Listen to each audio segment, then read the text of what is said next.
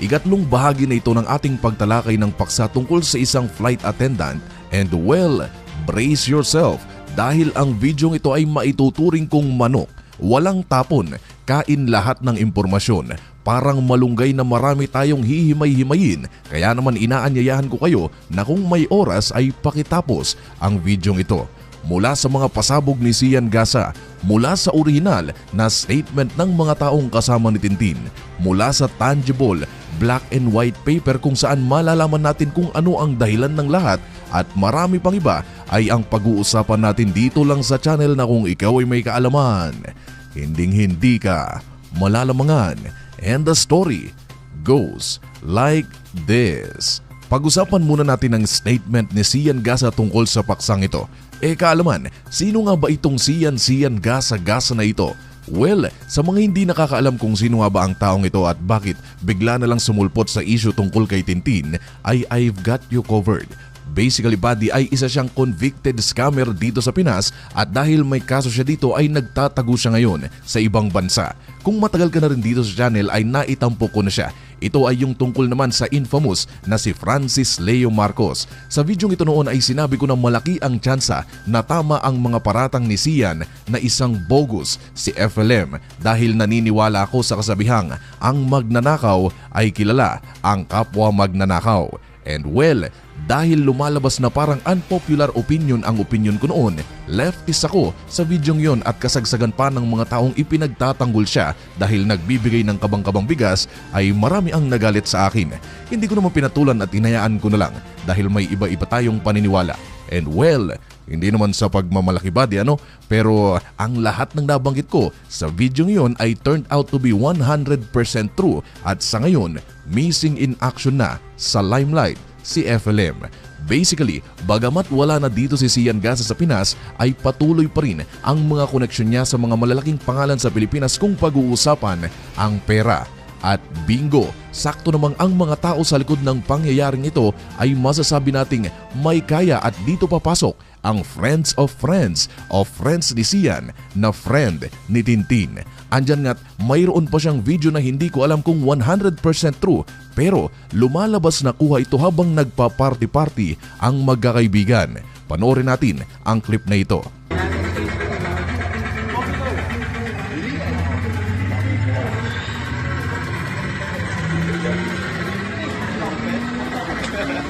Ngayon, kahapon lang ay naglabas ng video si Mr. Sian Gasa kung saan idinetalye niya ang kanyang saloobin sa kung ano nga ba ang nangyari kay Tintin noong gabing yun. Sa unang bahagi pa lang ay sinabi niya na ang lahat ay pawang teorya lamang mula sa isang tao na mulat sa iba't ibang kalokohan sa mundo and I highly recommend na panoorin ang video na pagkatapos mong mapanood ang video ito syempre. Ililink ko na lamang ang video sa ibaba. Ilang oras ang lumipas matapos gawan ng video ni Sian ang paksa tungkol kay Tintin ay muli siyang nag-post. Ito ay ang dalawang litrato ng di umano, official statement, medico-legal ng katawan ni Tintin and oh boy, parang nasabugan ka ng super lolo sa pasabog na ito dahil makikita dito ang ilang mahahalagang detalye. Mapapansin din na blurred ang larawan dahil hindi ko ito pwedeng ipakita dahil confidential ang papel na ito. Pero malaki ang tsansa na nakita mo na ito sa social media. Ilan sa mga halagang impormasyon ay ang presence of deep-healed laceration na isa lang ang ibig sabihin na bagamat bukas na ang isipan ni Tintin sa ginagawa ng mga matatanda, alam nyo na yung labing-labing ay walang nangyaring interaksyon noong gabing yun dahil base sa papel ay healed na nga. In layman's term ay hindi pumasok o walang ipinasok na manoy sa kanya noong gabing iyon.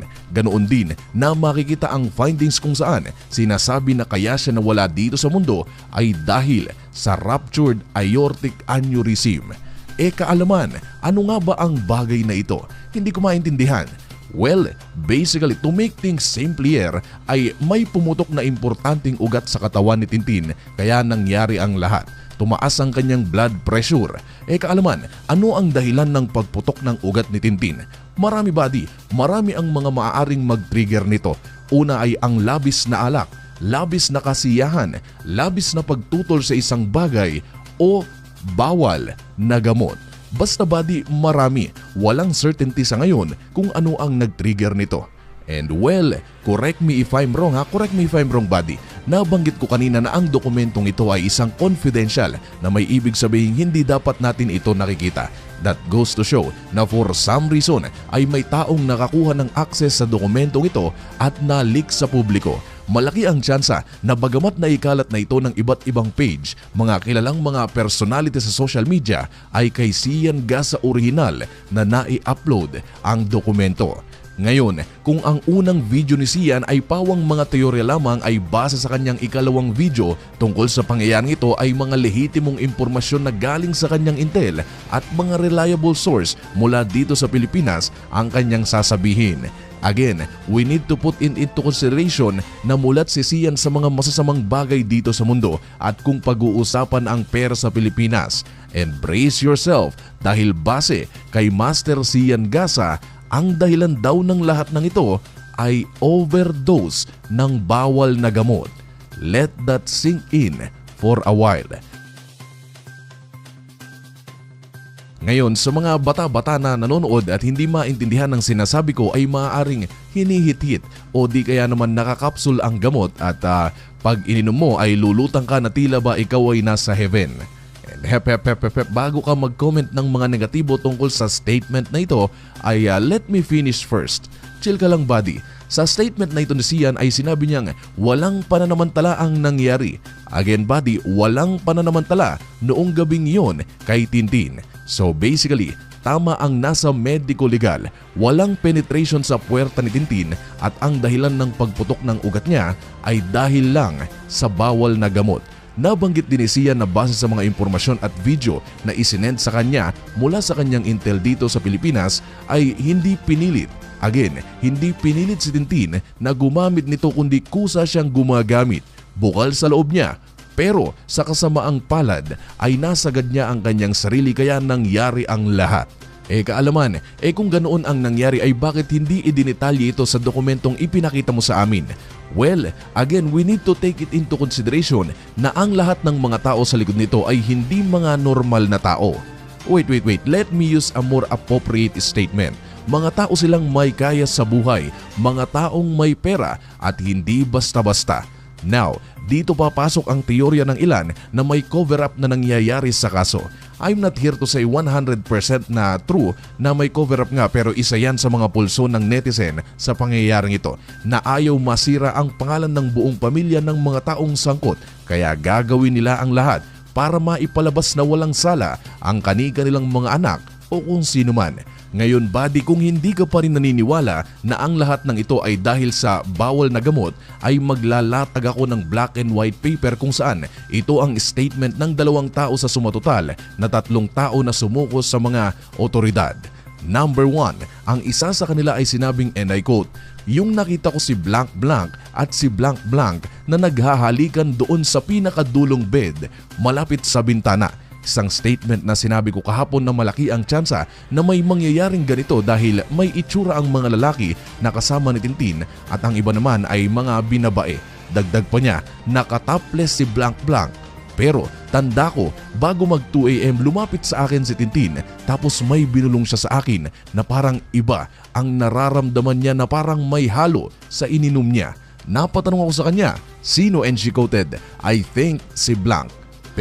Pero ang tanong ngayon ay kung ang statement ba na ito ay totoo, paano naman ang sinabi ni Sian na hindi pinilit si Tintin na gumamit nito? Well, first off, wala si Tintin para ating tanungin pero para sa akin, in my humble opinion lang naman sa kasong ito, the less is the merrier. Kumbaga 12, 11 o ilan man sila ay gagawa sila ng paraan para mapawalang sala at malesen. Ang 11 sasabihin na nating isang salarin na lamang. Hindi ba't mas magiging maganda dahil napawalang sala ang karamihan sa kanila? Magkakanda turuan na kumbaga. Again, they are all innocent until proven guilty. Muling nagtanong ang pulis sa Naikot, may alam ka bang gumagamit sa mga kaibigan mo? Kung meron, ay maaari ko bang malaman? At ang sabi niya, opo, si blank blank po sir.